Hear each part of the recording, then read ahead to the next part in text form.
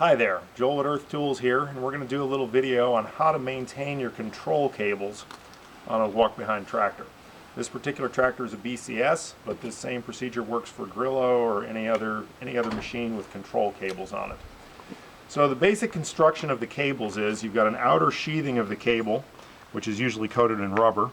Just under that outer rubber sheathing there's a wound steel kind of a sheathing that gives the outer sheath some structure. And then inside that you've got the braided steel cable, which is wound like aircraft cable basically, and that's what's actually doing the work of pulling whatever function it's working on the tractor. So the end of that braided cable has a little end kind of cincered or welded onto it, and that end is locked into the control handle by a little pin of various types depending on the tractor. The stress point of all the cables is right at that sintered end. That's what's getting pulled on. So the idea is to keep the cables in a condition that's easy to pull at all times, that is a minimum of friction moving through the cables, because that's going to keep that end on there the longest. Because when the cables get old and nasty and rusty and you're having to pull really hard to get the thing to do what you want, obviously it's putting a lot of stress on the end of that cable and the end will pop off. And you have to replace the cable. So lubricating your cables is a very good idea to extend life and just make you happier when you're using the tractor because everything works smoother. So what I do on my own tractor at least once a year, sometimes twice, is I'll tilt the tractor handlebars up. Now, various tractors have controls in different positions, so what I'm showing you here is just by way of example. You can even set the engine down on the ground to give you an increased attack angle, but in this case I don't think I'm going to do it because it interferes with things. So tilt the handlebars up so gravity is on your side. Lock all the controls in the locked position to put the cables under stress. These can be locked back. This is the differential and reverser control on a BCS.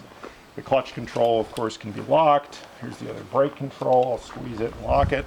Now, some of these levers on various tractors do not have locking mechanisms on them. So then you just get a little creative. You can use a piece of PVC pipe that you cut to length and just slip up over there. I'm going to use a Velcro tie down here. Idea is the same. It keeps it under stress. By putting the cable under stress, I'm doing two things.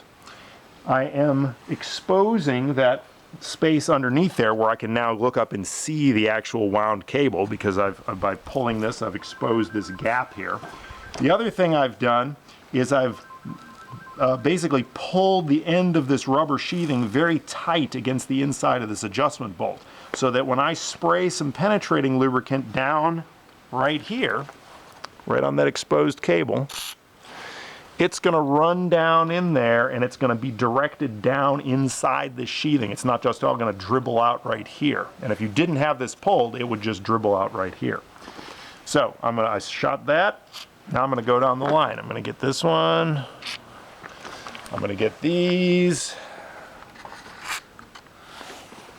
Let's get this one over here. It's a little easier to see. Okay. Go ahead and get this side. The lubricant I'm using here is silicone spray. The brand is not as important as the fact that it's silicone. Silicone is a dry lubricant, so once the carrier brings the silicone down into these cable sheathings, even after the petroleum-based carrier evaporates, the silicone will stay there for months and provide a dry lubricant. There are other dry lubricant products that work very well. Anything with a Teflon base in it, like Tri-Flow is a good brand name for a Teflon lubricant. There's also graphite lubricants that can be used. Silicone, graphite, or Teflon all work very well. I just happen to be using silicone because that's what I grabbed today. So, and now that I've done all the cables, I'm going to go over them again. Usually I'll hit each cable 3 or 4, maybe even a half a dozen times, because it takes a long time for that stuff to kind of wick its way down into these cables. So I'll start at the beginning, work my way down to the end. You know, and if you're doing a general service on the tractor, you could say in the meantime, while you're waiting for it to drool down in there, go clean your air filter or something like this. Then come back, give them all a shot again, let it wick its way down in there. And then, when you're satisfied that you've gotten enough lube in there, unlock everything. and marvel at how easy everything pulls. Because usually after you've been using a tractor for 2 or 3 years, you don't realize how much harder all the various levers are working on these control levers, because you're just used to it the whole time. It just gradually gets harder and harder over time as the factory lubricant dries up. And then when you give it a nice dose of lubricant again, you're like, my God, it's like a brand new machine again. Everything works really smooth. And your cables last longer. Thanks for watching.